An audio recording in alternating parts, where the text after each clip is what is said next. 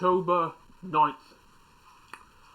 Last night, we obtained more ingredients for the master's spell.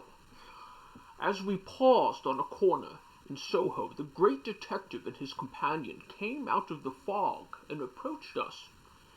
"Good evening," he said. "Good evening," Jack replied. "Would you happen to have a light?" Jack produced a package of wax vestas and passed it to him. Both men maintained eye contact as he lit his pipe. "Lots of patrolmen about." "Yes." "Something's afoot, I dare say." "I suppose so." "It involves those killings, most likely." "Yes, I'd say you're right." He returned the matches. The man had a strange way of regarding one's face, one's clothing, one's boots, and of listening. As a watchdog, I could appreciate the mode of total attentiveness he assumed. It was not a normal human attitude. It was as if his entire being were concentrated in the moment, sensitive to every scrap intelligence our encounter furnished. "I've seen you about here other evenings." "And I've seen you." "Likely we'll meet again." "You may be right." "In the meantime, take care. It's become dangerous." "Watch out for yourself also." "Oh, I will. Good night." "Good night." I had refrained from growling, lightly for effect, though the thought had passed through my mind. I listened to their footsteps, long after they had gone from sight. "Snuff," Jack said. "Remember that man." Somewhere in the long, long walk home, an owl passed us, riding the chill breezes on motionless wings. I could not tell whether it was night wind. There were bats about the bridge, and I did not know whether Bubo was among them.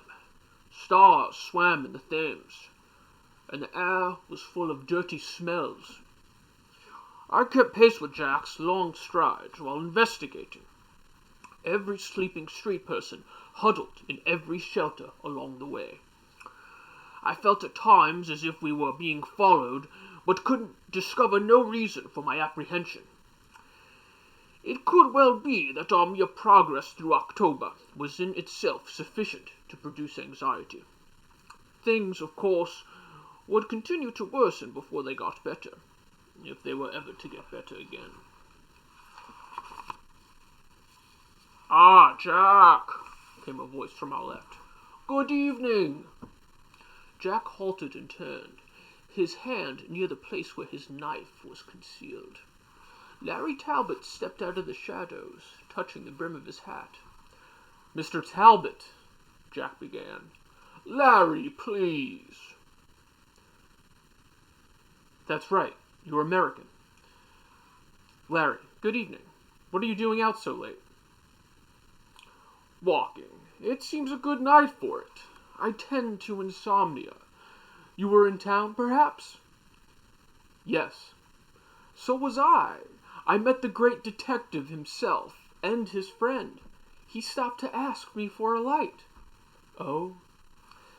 Larry glanced at his palm, seemed reasonable of something, went on.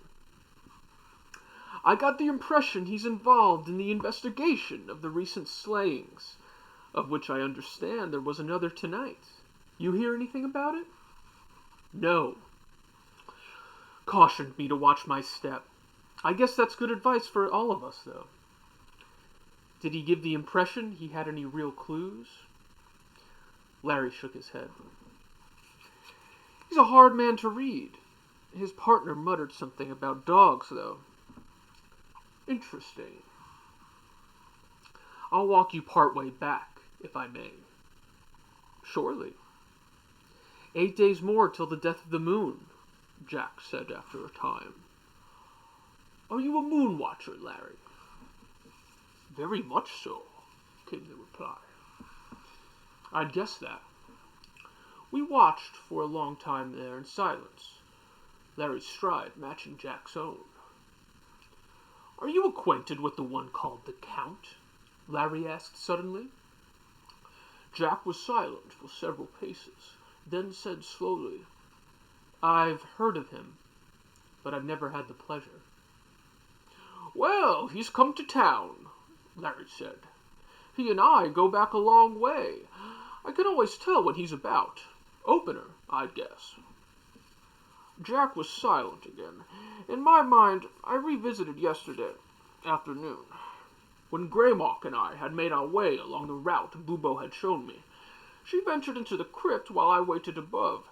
She was down there a long while, silent as a cat, before she repaired topside. "Yes," she told me then, "the rat was right. There's a rather handsome coffin down there, up on a pair of trestles, and an open trunk containing changes of clothes and some personal items." "No mirror?" "No mirror, and Needles hung himself amid the roots overhead." "I guess Bubo traded fair," I said.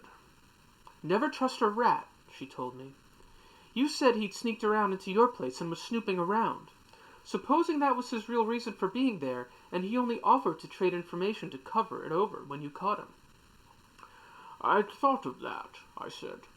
"But I heard him come in, and I know just where he was. All he got to see was the things in the mirror." "Things in the mirror?" "Yes. Don't you have any?" "Afraid not. What do they do?" "Slither." "Oh." "Come on. I'll show you." "You sure it's all right?" "Yes." Later, she placed a paw against its reflection as she stirred. "You're right," she said. "They slither." "Change colors, too, when they get excited." "Where did you get them?" "A deserted village in India. Everybody died of plague or run away from it." "They must have a use." "Yes, they're sticky." "Oh."